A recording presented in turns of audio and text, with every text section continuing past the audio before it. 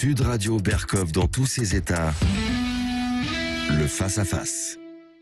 Le face-à-face avec un livre fabuleux, Histoire secrète de la bombe atomique française, publié au Cherche Midi. Son auteur est avec nous, André Benjebar, agrégé de l'université, docteur en histoire, diplômé de Sciences Po, lauréat de l'Académie française, membre du bureau de l'Association française d'histoire de la justice et officier des palmes académiques. Pratiquement, il faut un livre pour votre pédigré, André Benjebar. Écoutez, c'est par modestie que vous dites ça et que je suis modeste, parce qu'en vérité, chaque jour on remet notre ouvrage sur le métier, et toute ma vie m'a appris à être modeste, mais c'est l'usage de dire un peu ce qu'on a fait. Alors c'est un livre fabuleux, il y a du James Bond, il y a de la technologie, il y a de la géopolitique, il y a de tout dedans. Ce livre d'ailleurs, vous aviez commencé à l'écrire en 1995, mais vous l'avez arrêté à la demande d'un ministre de la Défense. Pourquoi ? Alors ça, c'est une histoire extraordinaire qui en dit long, évidemment, sur la place de l'arme atomique et de la force de frappe dans notre histoire. C'est quand j'étais naguère chef du service culturel du musée de l'armée. Donc j'étais très bien avec le monde militaire. Je faisais énormément de choses et j'avais une passion totale. Et à un certain moment, quand le président Jacques Chirac a arrêté ses essais nucléaires, et notamment le dernier de janvier 1996, l'Élysée a dit on cherche un agrégé qui sache écrire. Et donc formule utilisée par De Gaulle sur Pompidou. Voilà. Donc c'est un paradoxe, mais effectivement la position académique ne signifie pas qu'on sache écrire. Et j'ai donc été missionné. Rien ne m'a comblé plus que cela, et je me suis laissé lancer à corps perdu dans ce travail. J'ai été accrédité au temps, j'ai été accrédité secret défense, j'avais accès donc à toutes les choses un peu que personne ne pouvait voir. Et au bout de 2 ans de travail, c'est pour ça que je raconte ça dans le livre, dans la préface, quand j'étais plus jeune, je faisais beaucoup d'escalade, et je raconte cette anecdote parce qu'elle est poignante et qu'elle me touche encore à distance. Je reviens du Mont Blanc, j'ai été avec un ami qui était prof de Cannes, nous descendons le Mont Blanc, et je suis convoqué par le directeur de cabinet du ministre des Armées. Je m'y rends, comme je l'ai écrit, certain qu'on me complimenterait, puisque tout le monde voyait à quel point je me passionnais et que je me dévouais absolument à cette mission. Et là, dans un cabinet, à la rue Saint-Dominique, le directeur de cabinet me dit « Non, il faut que vous arrêtiez, parce que nous ne voulons pas de littérature grise », et il me dit « Ce n'est pas un sujet opportun pour le gouvernement ». Et donc, c'était sous la cohabitation Chirac-Jospin. Voilà. C'était quand Monsieur Jospin est devenu Premier ministre, donc ils ont obéi et ils m'ont dit de remercier. On me laissait entendre que je pouvais avoir un poste ici ou là, et j'ai dit que je ne renoncerais pas. Donc j'étais agrégé hors classe, un des plus jeunes agrégés hors classe. Je déjeunais presque tous les jours au mess du cabinet du ministre, et du jour au lendemain, après avoir été prof de Cagnes, après avoir été prof d'école normale, je me suis retrouvé dans un collège où, comme je dis, aux étages entassés. Mais je l'ai accepté. Et j'ai préféré en quelque sorte être en paix avec ma conscience et terminer ma thèse que j'ai soutenue avec tout le brio nécessaire à Sciences Po. Alors ce livre, je le répète, est fabuleux. On apprend dans votre livre au début que le monde pense que les Américains bluffent et que la bombe d'Hiroshima n'est qu'une bombe conventionnelle dont la puissance a été multipliée. C'est vrai qu'en août 45, on pense que c'est du bluff. Alors on pense que c'est du bluff. On en a 2 preuves certaines. On a les enregistrements secrets de Farmhall. Vous savez, la première des choses qu'ont fait les Anglais lorsqu'ils sont entrés en Allemagne, ils ont arrêté tous les grands physiciens. Ils les ont amenés à Farmhall, et sans qu'ils le sachent, tout était enregistré. Et lorsqu'à la radio de Londres, on a annoncé Hiroshima, les grands, Heisenberg, les meilleurs d'entre eux, et Otto Hahn, ils ont dit non, c'est pas vrai, c'est un bluff, ils n'ont pas pu faire cela. Et la deuxième chose qui montre que c'était impossible à penser, à théoriser, lorsque l'empereur du Japon a su qu'il y avait ce malheur d'Hiroshima, qu'on lui avait décrit qu'il y avait un seul avion, un seul équipage qui avait fait tant de ravages, il a dit c'est pas possible, c'est une illusion. Et il a envoyé son meilleur physicien, et son meilleur physicien est allé à Hiroshima, et il a rendu compte à l'empereur en lui disant oui, c'est une réalité. Et donc personne ne pouvait croire, et à Paris, il y a eu des articles d'ailleurs, et même des bouquins en disant non, c'est une imposture. Donc l'imposture était, je dirais, tout à fait attendu, parce que l'événement dépassait tout ce que nous pouvions imaginer. Mais alors, justement, On est à Farmall, en Angleterre, mais le lendemain du bombardement d'Hiroshima, c'est là où c'est dingue, le physicien Frédéric Joliot-Curie, qui est en vacances dans les Côtes du Nord, c'est comme ça que s'appelaient les Côtes d'Armor à l'époque, fait 2 déclarations. Je cite: l'emploi de l'énergie atomique et de la bombe atomique a son origine dans les découvertes et les travaux effectués au Collège de France par messieurs Joliot-Curie, Alban et Kowarski en 1939 et 1940. Et, seconde citation, s'il faut admirer l'effort gigantesque de recherche des fabrications réalisées par les États-Unis, il n'en reste pas moins que c'est en France que les premiers principes de réalisation ont été trouvés. Est-il vrai que sans les savants français, ces 3 savants, Joliot-Curie, Alban, Kowarski, il n'y aurait pas eu la bombe atomique à Hiroshima et Nagasaki? Alors, on ne peut pas dire des choses comme ça, cher monsieur David. Mais je vous pose la question. Ouais, par contre, merci monsieur. Et ce qu'on peut dire de manière certaine, de manière absolue, et absolue, c'est que les Français ont été les premiers au monde à déposer un brevet. Alors, c'était pas tellement la traduction de Joliot, mais Hans Alban et Kowarski, surtout Kowarski, c'était des hommes d'une intelligence absolument supérieure, et ils lui ont dit, tu sais, nous, en Europe centrale, en Autriche pour Alban, et en Kowarski, qui était né d'ailleurs à Saint-Pétersbourg, c'est extraordinaire l'histoire, eh bien, ils leur ont dit, mais il faut déposer un brevet parce que ces brevets nous rapporteront des royalties. Joliot a hésité, mais Joliot était un homme extraordinaire parce qu'il avait dans l'histoire des sciences françaises une particularité très grande et très rare.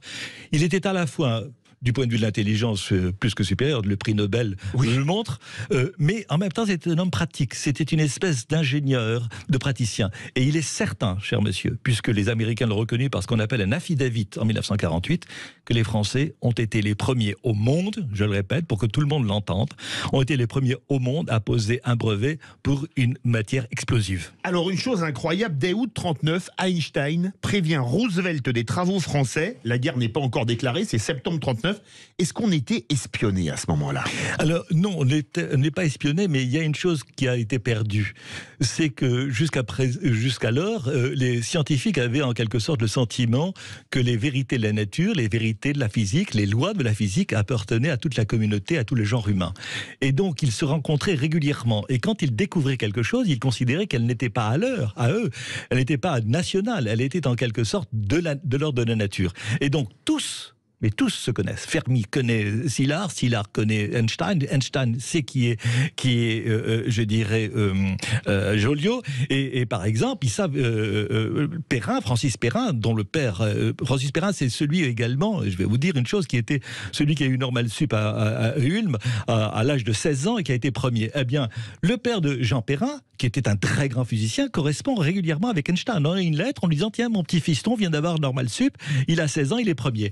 Autrement dit, on est un monde qu'on a perdu. Et les gens ont du mal à comprendre. Et dernière chose, pour être bien clair, Szilard dit à Joliot, mais faites attention, cher monsieur, ce que vous êtes en train de faire, c'est peut-être une chose malheureuse parce que d'autres mal intentionnés vont récupérer vos inventions. Justement, débâcle. Alors, il y a eu un brevet qui est posé, ça on l'apprend dans votre livre, c'est un brevet français sur l'arme atomique. Suite à la débâcle de 40, la France est mise hors jeu par les Britanniques et les Américains, mais les Français expédient à l'étranger ce qui pourrait permettre à l'Allemagne de faire une bombe atomique. C'est incroyable, racontez-nous. Et c'est dans le livre. Alors, il y a 2 choses qui sont extraordinaires. C'est que la bombe atomique et l'atome, je dirais, c'est comme des sœurs siamoises. Vous pouvez suivre le chemin de la fabrication de l'énergie, et vous pouvez suivre le chemin de la fabrication d'une bombe. C'est ce qui explique en quelque sorte qu'il y a une ambiguïté, d'ailleurs, sur laquelle beaucoup de politiques continuent à jouer, sur laquelle ils jouent. Mais ce qu'ont fait les Français, qui est absolument extraordinaire, c'est qu'ils ont été les premiers à récupérer l'eau lourde par une expédition en Norvège, à Narvik, et ils l'ont caché. Et ils l'ont mis dans des bidons, et ils ont expédié ça en Angleterre, de telle manière que les Allemands n'ont jamais récupéré ça. Mais il y avait aussi d'autres choses. Il y avait des graphites purs, parce que les savants allemands, aussi brillants qu'ils étaient, n'ont jamais réussi à faire du graphite pur. Eh bien, à ce moment-là, ce qu'il s'est produit, c'est que Joliot a réussi à dissimuler ça. On a retrouvé ça à la Libération dans des wagons, à l'étranger, et finalement ils ont été bien patriotes en dissimulant les éléments de fabrication d'une bombe. André Benjebar est avec nous pour ce livre fabuleux. Vous l'avez entendu, la bombe atomique, c'est un brevet français Personnellement, je ne le savais pas avant de lire son livre, Histoire secrète de la bombe atomique française, publié au Cherche Midi. On se retrouve dans quelques instants. Vous voulez nous appeler le 0826 300 300 ? Vous nous appelez au 0826 300 300. On reçoit André Benjebar, auteur de Histoire secrète de la bombe atomique française. On attend vos questions sur Sud Radio. Vous nous appelez au 0826 300 300. Sud Radio, Berkov dans tous ses états, 12h30, 14h, Philippe David. Et on retrouve André Benjebar, auteur d'un livre fabuleux, Histoire secrète de la bombe atomique française, publié au Cherche Midi. On a parlé de la débâcle de 40, André Benjebar. Les Allemands étaient-ils au courant de l'avancée des recherches françaises et ont-ils récupéré quelques secrets ? Alors, non seulement les Allemands étaient au courant, puisque, comme je vous l'ai indiqué précédemment, tous les physiciens se connaissent, tous. Et donc, Joliot est connu de tous. Et dès l'instant où les Allemands sont arrivés, c'était extraordinaire cette histoire, elle est méconnue, ils ont cherché absolument partout où étaient les laboratoires. C'est ce qu'on apprend dans le livre. Ils sont allés notamment à l'Institut, ils ont été chercher le cyclotron, ils sont rentrés pour fouiller de fond en comble, je dirais, l'Académie des sciences. D'ailleurs, je suis allé vérifier ce qui s'était passé, puisque j'ai fait mon travail de recherche. 5 ans pour écrire le livre. Hein. Oui, 5 ans de travail acharné. Oui. Voilà, et de moments d'émotion. Et à ce moment-là, donc les Allemands cherchent là. Et à un certain moment, ils vont se demander si l'arme atomique est possible à faire. Mais je voudrais faire une correspondance très intéressante qui est dans le livre également. Mais lorsque Groves, qui était le général en charge du Manhattan Project, arrive... Qui était le projet nucléaire américain. Projet nucléaire américain. Je le rappelle pour les auditeurs. Oui, merci, monsieur David. Donc, dès qu'ils arrivent, il y a ce qu'on appelle une chose qui n'a jamais été racontée, et j'aurais voulu peut-être même en faire un film, de fait, le véritable premier commando qui est rentré à Paris. Ce ne sont pas les gens de la division américaine, ce sont des scientifiques. Absolument, mais on va en parler après. Sur les plages du débarquement, on va venir dessus, c'est incroyable. Voilà. Donc dans les deux cas, que ce soit les Allemands, que ce soit les Américains, la première des choses qu'ils font, quand ils sont vainqueurs, ils captent en quelque sorte l'intelligence grise et le savoir-faire des Français. Et quelle a été l'attitude du gouvernement de Vichy dessus ? Alors Vichy a eu une hésitation parce qu'à un certain moment, Bichelonne, qui était un polytechnicien, qui connaissait bien Joliot, a eu une attitude ambiguë parce qu'à un certain moment, ils ont voulu tout bloquer. Mais les Allemands ont insisté et ils ont demandé à Bichelonne, mais écoutez, vous avez de bonnes relations avec Frédéric Joliot, essayez de le rapprocher pour qu'au fond, il coopère avec nous dans une fabrication de bombes. Et donc, Vichy a hésité entre deux attitudes. Une attitude en quelque sorte, je dirais, de mettre tout sous éteignoir ou sous le boisseau, ou bien faire un jeu coopératif. Mais je dirais, Frédéric Joliot, en 1943, n'a pas marché. Il n'a pas accepté. À un moment, il a hésité, puisqu'on a un texte de lui où il est presque favorable à Vichy, mais à la fin, ça ne marche pas. Pendant la Deuxième Guerre mondiale, on dit qu'Hitler a été proche d'avoir la bombe atomique, notamment il y a eu 4 batailles de l'eau lourde. Ça s'est joué là, le fait que le Troisième Reich n'ait pas l'arme nucléaire ? Non, cher monsieur David, je voudrais dire une chose. Parce que c'était une légende urbaine qui courait depuis 80 ans. Je la lis, je la relis et je voudrais m'inscrire en faux. Alors je vais vous donner mes sources parce qu'en vérité, je n'ai pas d'autorité pour parler en mon nom. Je ne parle qu'au nom des archives. Lorsque je suis allé voir la famille de Joliot à Sceaux, sa fille, Hélène m'a dit, si vous voulez, je vous montrerai les archives que personne n'a vues.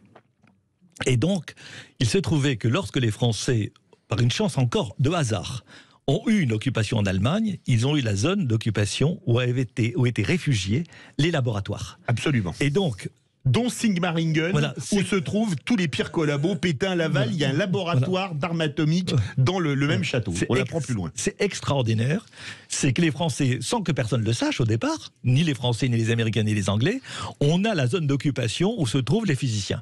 Et donc, ils ont saisi la totalité des papiers. Et là, on s'aperçoit d'une chose, du retard technologique, conceptuel et technique des Allemands. Et donc, je m'inscris en faux contre tout ce que je lis, puisque on a les rapports de saisie des pièces. Les Allemands étaient dans l'incapacité de faire la bombe atomique en 1944 et 1945. Vous l'avez rappelé justement, lors des débarquements, vous l'écrivez dans votre livre, moi je suis tombé de l'armoire en le lisant, lors des débarquements de Normandie et de Provence, il y a des scientifiques américains qui parlent français, allemand, russe, et Delattre, qui commande le débarquement de Provence le 15 août 1944, doit même signer un engagement C'est ce qu'on appelle la mission Alsos. Là, il y a du James Bond dedans. Alors, personne n'a raconté ça, mais c'est pourtant Alsos l'a raconté. Alsos, c'est un mot grec qui veut dire bosquet.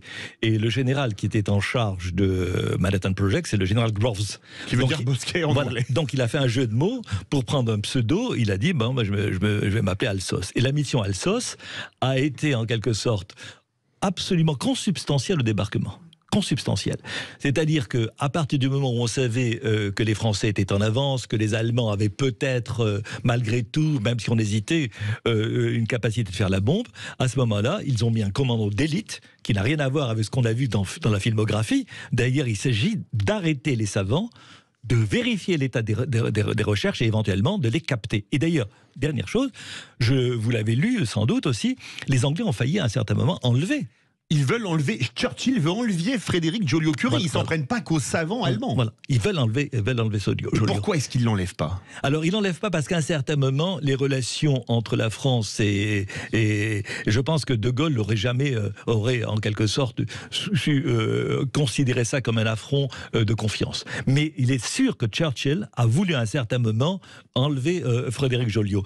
Et en même temps, Coshcroft, qui était leur grand penseur à eux, il avait pour mission de raconter des salade à Joliot. Il ne fallait surtout pas que Joliot se rende compte qu'une bombe atomique allait arriver, parce qu'il faut bien comprendre, que nos auditeurs comprennent. Le débarquement, je dirais, c'est 44, celui de Normandie et celui de Provence, mais la bombe atomique, c'est 45. Donc il s'écoule un an. Un an après, pile. Voilà, et un an. Et donc pendant cette année, c'est un moment dramatique de savoir qui va avoir la bombe, est-ce qu'on l'aura et à quel moment.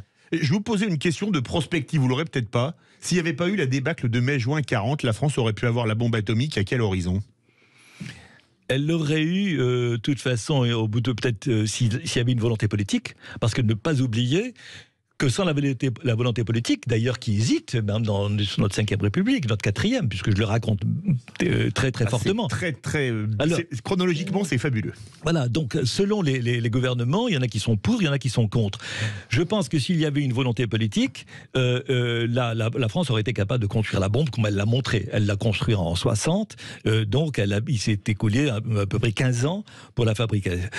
Mais il est certain d'une chose. Pourquoi la France a fait la bombe atomique? Non seulement elle avait les savants, comme je viens de vous le dire, elle avait la capacité intellectuelle, mais il y avait une chose qui était liée à notre défaite. Lorsque De Gaulle a appris, et je le raconte d'ailleurs, je viens de faire aussi un article là-dessus, a appris l'explosion, il a dit je voudrais une bombe atomique. Et Dwight Eisenhower, qui avait de bonnes relations avec De Gaulle, lui a dit non, mon général, ne vous inquiétez pas, nous serons là. Nous serons là, on vous protégera.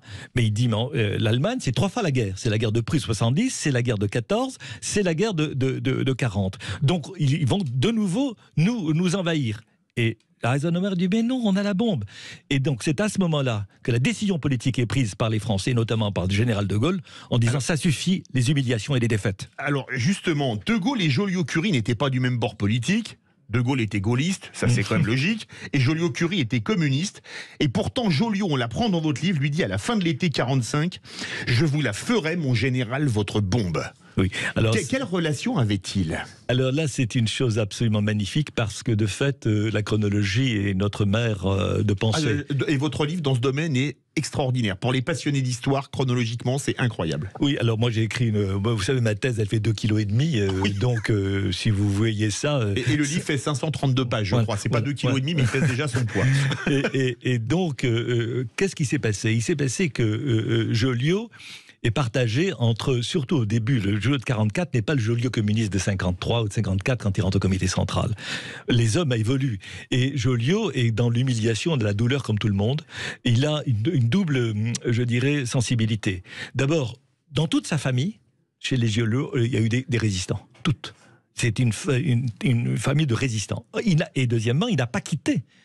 Il n'a pas quitté le pays, il n'a pas quitté la France. Alors que ses copains, Jean Perrin, Auger, tous les grandes têtes sont partis. Lui, il est resté. Et donc, peut-être qu'il avait un sentiment, en quelque sorte, de ne pas avoir assez été patriote. La deuxième chose, c'est qu'il a la passion de la fabrication. Et donc, et De Gaulle est admiré. De Gaulle est admiré à ce moment-là. Il considère que De Gaulle est notre salut, notre espérance. Et donc, les deux hommes, le savant et le politique, se rencontrent et s'estiment. Et on arrive à la fin de la guerre et on va continuer cet entretien passionnant avec André Benjebar, auteur de Histoire secrète de la bombe atomique française, publié au Cherche Midi. On attend vos questions. Vous nous appelez au 0826 300 300. André Benjebar est là pour répondre à vos questions sur la bombe nucléaire. Un sujet redevenu actuel. On vous attend sur Sud Radio. Sud Radio, Berkov dans tous ses états, 12h30, 14h, Philippe David. Et j'ai le plaisir de recevoir, nous avons le plaisir de recevoir André Benjebar pour ce livre Histoire secrète de la bombe atomique française publié au Cherche Midi. André Benjebar, on revient sur les relations Joliot-Curie-De Gaulle. Le 18 octobre 1945, De Gaulle lui donne un outil, le CEA, le Commissariat à l'énergie atomique. Alors c'est la chose la plus extraordinaire de l'histoire de nos institutions. Le commissariat à l'énergie atomique est quelque chose qui est placé pratiquement d'abord sous la responsabilité directe et immédiate et unique du chef du gouvernement.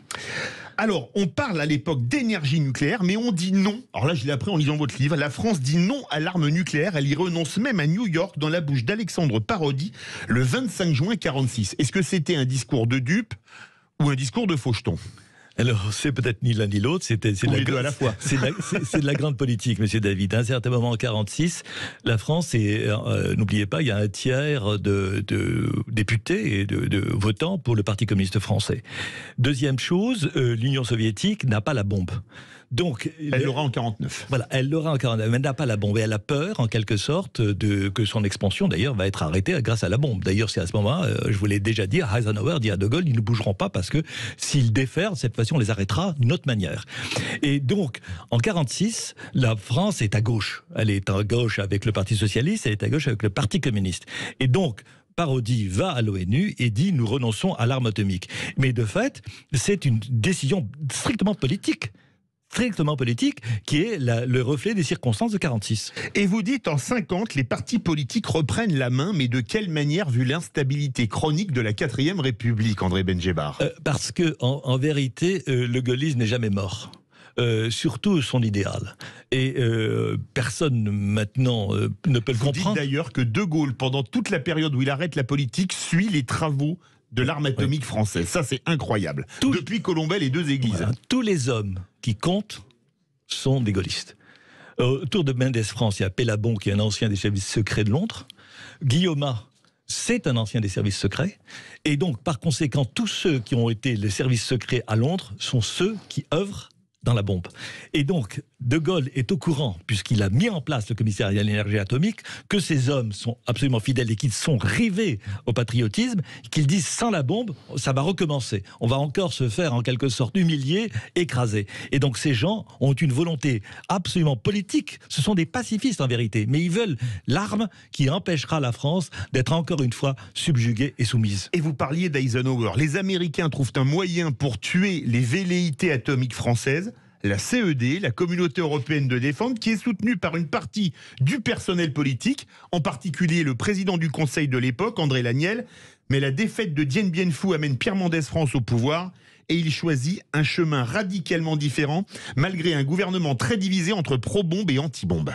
Alors là, monsieur, vous avez raison de mettre ça sur, en quelque sorte, en exergue, parce que ce que je lis sur Pierre Mendès France est en quelque sorte une approximation complète. Or, nous avons, je répète encore une fois, les archives que j'ai consultées, que j'ai lues de A à Z de Pierre Mendès France. Et Pierre Mendès France, qui était, n'oubliez pas, un gaulliste, je dirais en tout cas un patriote, c'était un grand radical, pardonnez-moi, j'ai dit gaulliste, mais c'était un gaulliste en tout cas de sensation, pas sur l'échiquier politique. Un gaulliste de gauche. Voilà, c'est un homme qui a été en 1940 en quelque sorte sur le Massilia. C'est un homme à qui on a fait un procès. C'est un homme en quelque sorte qui a compris ce que c'était l'humiliation. Eh bien, Mendès France fait une chose incroyable quand on lui explique, surtout Pellabon, qui était un de ses directeurs de cabinet, lui dit « Monsieur le Président du Conseil, si vous signez ça, vous n'aurez pas la bombe atomique. » Et c'est pour ça que le 30 août 1954, on a fait un crime, ce qu'on appelle le crime, qui a fait aucun mort ni quoi que ce soit, mais on a dit non. Et je vais vous dire une chose importante que j'ai peut-être pas dite dans mon bouquin. Quand je suis allé à Washington pour dépouiller toutes ces archives, à un certain moment, quand Guy Mollet est arrivé aux affaires 1956, il l'a mis comme ministre d'État Pierre Mendès France. Et les Américains sont très fâchés évidemment de Mendès France qui a fait échouer cette communauté européenne de défense. Et Guy Mollet dit la chose suivante au conseiller diplomatique américain: ne vous inquiétez pas, il est là, mais c'est uniquement pour je dirais le cinéma. Et donc, regardez bien la urgence politique. Mendès France n'a jamais pu revenir aux affaires après le prétendu crime du 30 août. Justement, le 30 août 54, on saute en 56. Guy Mollet, socialiste, atlantiste et anti-bombe, arrive au pouvoir. Mais un événement va tout changer, la crise de Suez. Alors, la crise de Suez, donc et même des anti-bombes comme Mollet deviennent pro-bombes. Hein. Alors, le problème de la crise de Suez, c'est que nous avons eu le premier bluff historique. D'autres autorités plus grandes que moi en matière militaire l'ont écrit, mais le mot a été prononcé. Parce que en 56, lorsque nous voulons en quelque sorte maintenir notre impérium sur l'Égypte, conjointement avec le Royaume-Uni de Grande-Bretagne, les Soviétiques font un communiqué avec le Politburo en disant voilà, si vous continuez, tous les moyens seront employés. Et donc, en clair, on raye Paris et Londres de la carte. Voilà, on utilise la bombe. Ils l'ont fait en 56. Et ils vont le refaire après à Cuba en 62. Donc, ce que fait, on parlera peut-être du présent, mais il est clair que ce chantage nucléaire, il s'est passé en 45, il s'est passé en 56, il s'est passé en 62, il se repassera, il se reproduira. Donc, voilà, en 56, Guy Mollet comprend, il hésite, mais en vérité, ce qu'il y a, c'est que tout s'est passé dans l'ombre. Les gens ne comprenaient rien à ce qui se passait, parce que les affaires nucléaires sont tellement difficiles à décrypter que les gens ne comprennent pas ce qui se passe. Et on lui dit, mais non, monsieur le président du Conseil, on fait de l'électricité. Et les Américains veulent bien nous livrer de l'uranium, mais à un prix exorbitant pour que nous ne l'ayons pas. La bombe atomique israélienne, Israël intervient à Suez, elle s'est faite avec la France, finalement. Elle s'est faite avec la France, j'ai fait une conférence... C'est ce qu'on apprend dans votre livre. Enfin, on a la confirmation. C'est la certitude. J'ai la certitude, puisque j'ai fait une conférence à l'Institut Truman à Jérusalem là-dessus. J'ai montré que lorsqu'en 56, c'était Shimon Peres, oui. Quand, je dirais, le Premier ministre israélien venait à Paris, il avait les cheveux blancs, alors on lui mettait une toque, et de fait, toutes les réunions se faisaient à la rue Saint-Dominique. Et les Israéliens ont dit, on vous aide à, en quelque sorte, briser l'armée égyptienne à une seule condition, c'est que vous nous donniez la même, je dirais, appareil qu'à Marcoule. Eh bien, je le sais par les ingénieurs, ils m'ont dit qu'on leur a même livré les mêmes carreaux de chiottes. Ah oui, effectivement.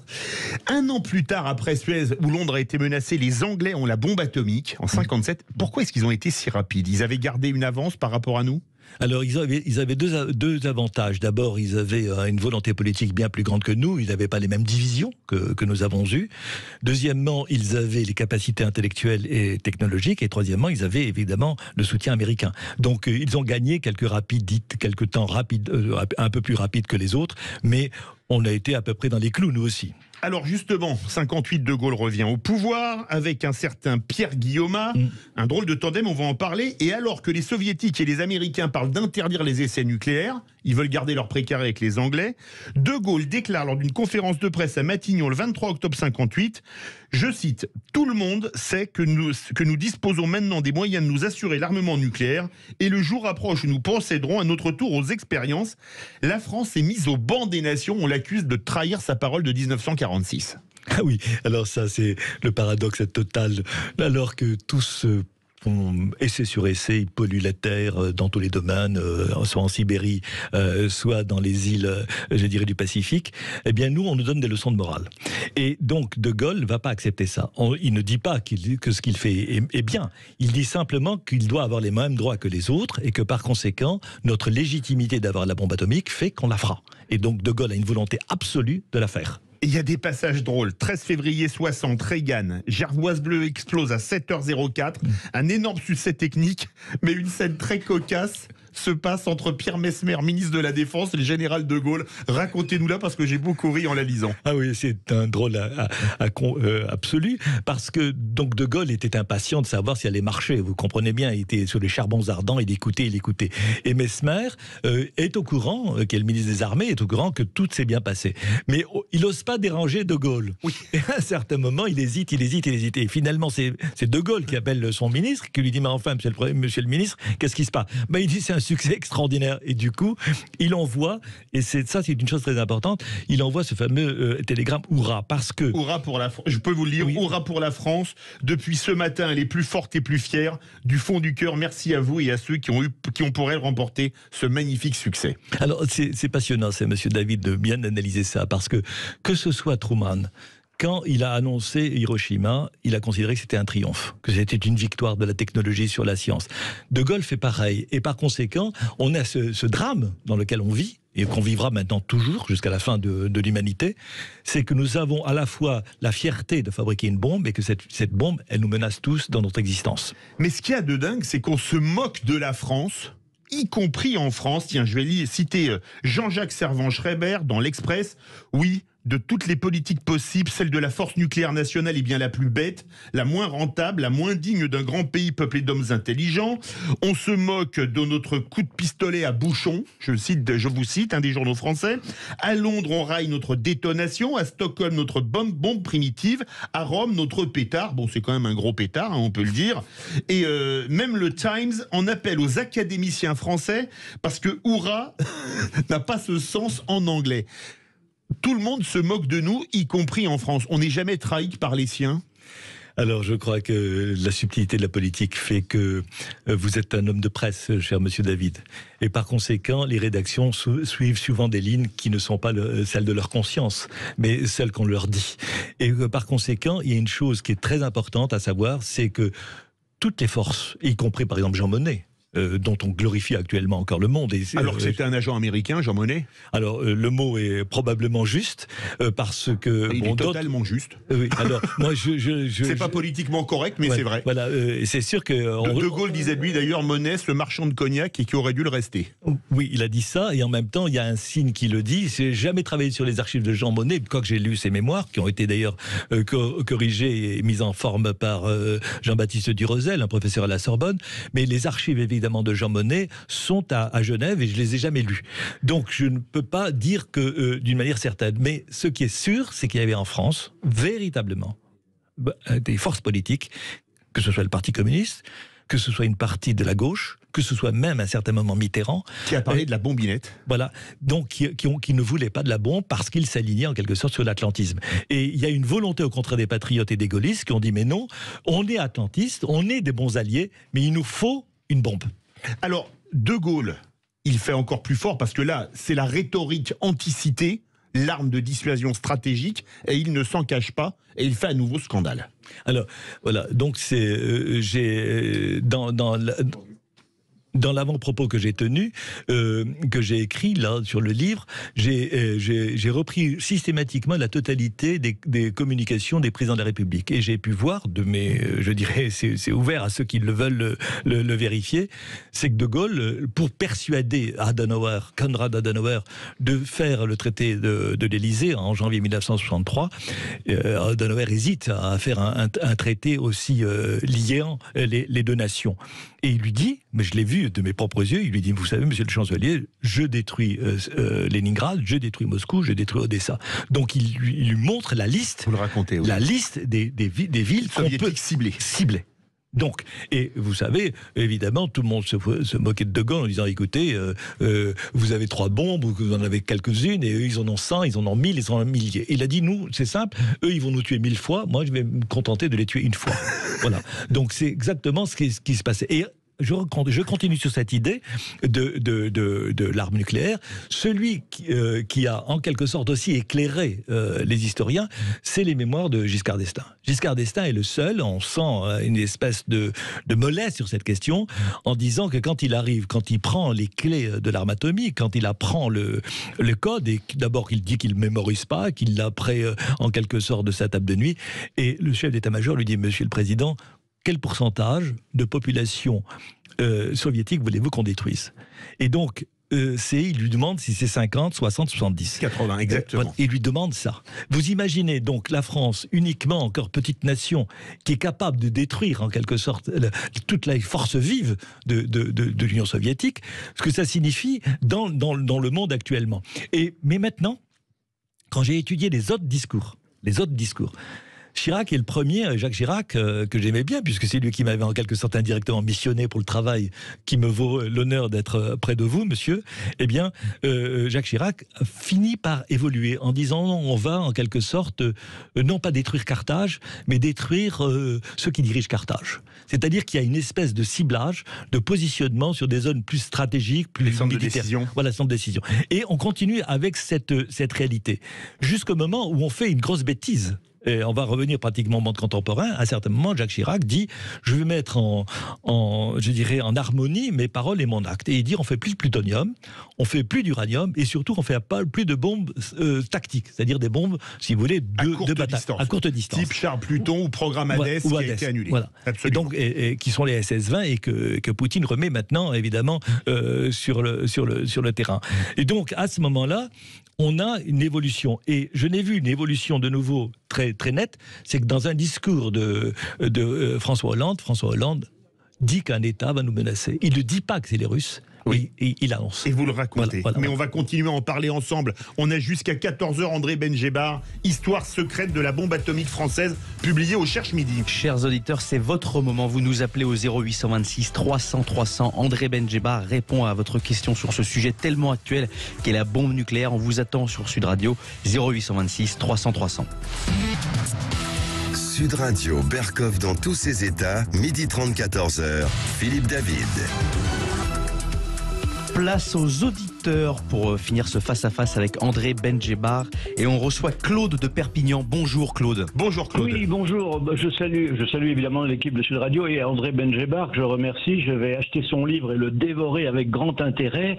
Et je voudrais simplement reprendre une des dernières phrases qu'il a prononcées avant la coupure. Les archives de Jean Monnet sont en Suisse et je ne les ai pas consultées, pour lui dire qu'il y a quelqu'un qui les a consultées, qui en a fait les premières pages de son livre, quelqu'un qui a rencontré le professeur de Roselle et qui s'appelle Philippe de Villiers, dans un remarquable bouquin qui complète le vôtre, cher monsieur, et qui s'appelle « J'ai tiré le fil du mensonge et tout est venu », que j'ai dévoré avec le même intérêt que je lirai le vôtre et qui, à mon avis, le complète sous les autres aspects, mais qui explique en fait comment les Américains ont piloté la création de l'Europe, indépendamment du mal qu'ils voulaient faire strictement à la France et auquel De Gaulle a résisté.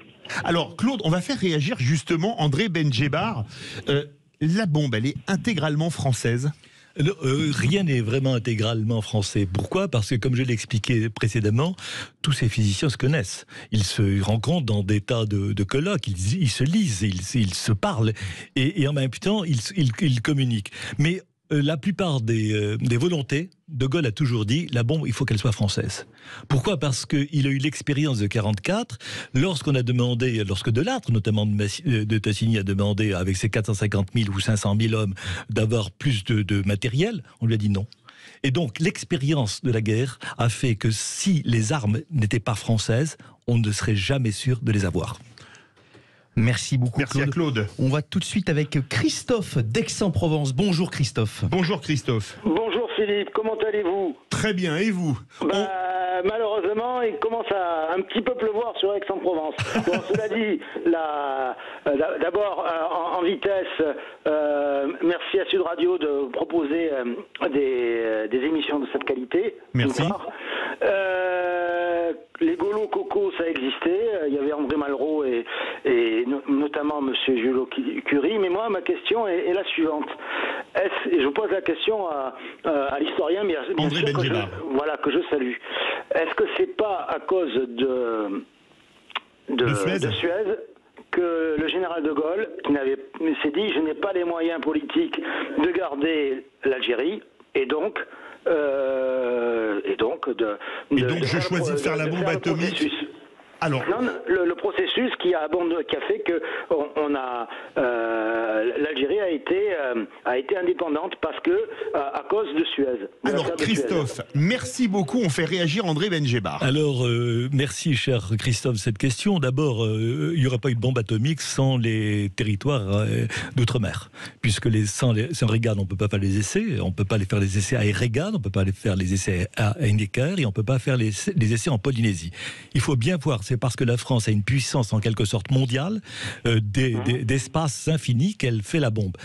Quant à Suez, je crains que ça ne soit pas la bonne hypothèse. J'ai fait une conférence récemment, d'ailleurs au Sénat même, à propos de Gaulle, et j'ai découvert quelque chose de récent qui est au Conseil d'État.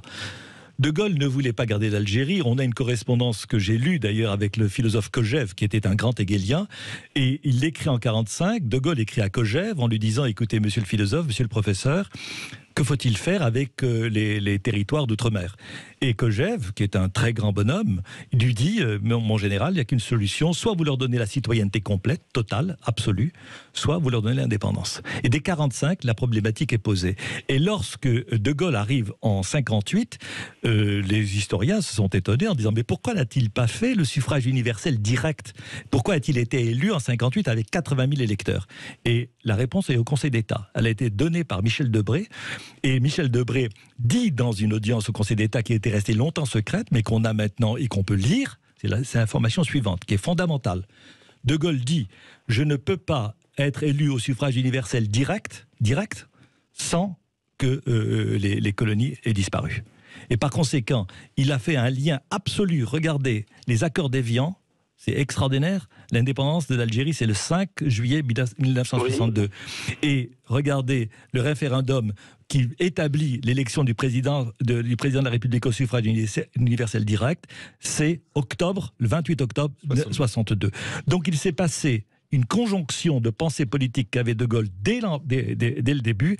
Si je veux être élu au président de la République au suffrage universel direct, il ne faut pas que en quelque sorte les Algériens ou les Marocains ou qui qu'ils soient puissent voter. Merci beaucoup Christophe, ça réagit énormément Lucien. Et oui, on est tout de suite avec Julien du Val-de-Marne. Bienvenue Julien sur Sud Radio. Bonjour Julien. Bonjour Philippe, bonjour à votre invité. Écoutez, je trouve effectivement vos discussions très passionnantes parce que finalement la bombe atomique, moi je ferai un peu le parallèle, même si c'est un peu différent, avec le Concorde, qui est un projet franco-britannique. Et je suis désolé de faire le parallèle, mais on se rend compte que dès que les Français ont des succès majeurs, eh bien vous avez les États-Unis qui sont à la manœuvre pour finalement essayer de contrôler ou de limiter ce qui permet une émancipation d'une grande nation.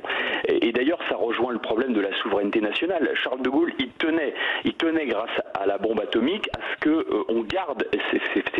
C'est effectivement un moyen de conserver cette souveraineté nationale. Et puis on a eu, je suis désolé de le dire, on a eu l'OTAN, on a eu l'Union européenne qui a entraîné la France vers une déliquescence totale. Et alors là, pour conclure là-dessus, vous avez fait monsieur, effectivement, vous avez corroboré ce que dit, tout à fait, vous avez corroboré ce que dit François Asselineau depuis 15 ans, à savoir que en fait Jean Monnet est un agent américain et que la création de l'Union européenne est en fait, excusez-moi, pas une escroquerie, mais enfin une sorte de manipulation pour nous contrôler finalement, pour contrôler la France et pour contrôler notre avenir économique et même au-delà de ça. Julien, il nous reste 1 minute 30, on va faire réagir André Benjebar. Est-il vrai que les Américains, je rebondis sur ce qu'a dit Julien, ont dit à De Gaulle, vous aurez la bombe, mais vous n'êtes pas capable de faire un sous-marin pour la tirer, et en 67 sort le Redoutable. Oui, alors là, les Américains étaient persuadés qu'ils étaient tellement supérieurs en tout que les Russes n'auraient pas la bombe, que les Anglais n'auraient pas la bombe, que les Chinois n'auraient pas la bombe, et ils ont une illusion complète. Et maintenant le Pakistan, l'Inde, Israël, la Corée du Nord. Mais pour répondre, ou en tout cas donner mon point de vue sur ce qui vient d'être dit, il y a une chose qui est importante, c'est que De Gaulle n'a pas opposé l'Alliance Atlantique et la souveraineté de décision. Ce qui compte pour lui, c'est que la décision appartienne uniquement à De Gaulle, parce qu'il savait très bien que la disproportion des forces, si on n'était pas allié des Américains, eh bien, c'est pas à Berlin qu'il se serait arrêté. Il se serait arrêté peut-être comme en 1814 sur les Champs-Élysées. Une dernière question, il nous reste 30 secondes. On passe ensuite à la force de frappe, et c'est la dernière grande trace de la grandeur française. Alors, c'est la dernière trace de la liberté. et de l'autonomie de notre liberté. Je pense que si nous n'avions pas... moi, je suis un homme pacifiste, je ne suis pas du tout un homme pour la guerre, mais je suis persuadé qu'on a dit un jour qu'il fallait donner le prix Nobel de la paix à la bombe atomique, peut-être par dérision, peut-être par antiphrase, mais la bombe nous a préservé du malheur jusqu'à présent. Et pour connaître l'histoire de la bombache, 24 août 68 à Fangatofa, c'est aussi passionnant. Achetez ce livre, Histoire secrète de la bombe atomique française d'André Benjebar. Merci à vous. Tout de suite dans l'émission de Brigitte Lay, pourquoi les problèmes d'écologie provoquent-ils autant d'anxiété? L'éco-anxiété, un nouveau terme à comprendre. Retrouvons le véritable lien entre l'humain et la nature. Pour ce faire, un invité, Jean-Benoît Dumontex, psychanalyste, spécialiste de l'addiction sexuelle, auteur de Sex Addict quand le sexe devient une drogue dure, édition hors collection, et de Tueur en série sur le divan avec Joseph Agostini, édition en volume.